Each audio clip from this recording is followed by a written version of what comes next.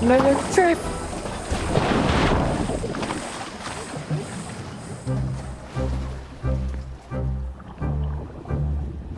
As we descend to about 6 meters, I can feel the swell pushing me around.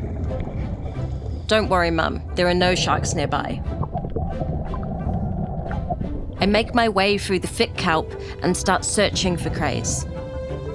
That means sticking my hand into crevices.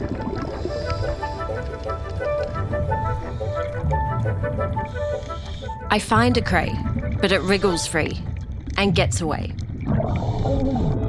Then I'm suddenly hit with a sense of panic. I have to surface. Now. I'm on the surface, catching my breath, after struggling underwater on scuba. Find it a bit hard to breathe. Yeah. I find just start on the surface as if you're snorkeling. Okay. Because if you were snorkeling, you wouldn't have a problem. No, I wouldn't. Yeah. I'll try again in a sec. I just need to get my breathing back to normal. The sun's coming out. She's going to be beautiful. With my breathing back to normal, I feel much better, and I rejoin the hunt for crays by hand.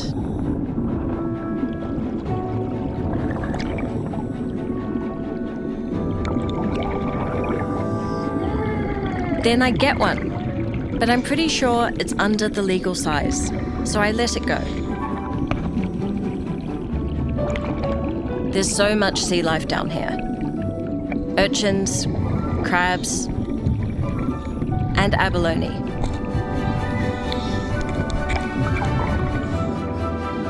With our air running low, Chris dives one last time and pulls off the catch of the day.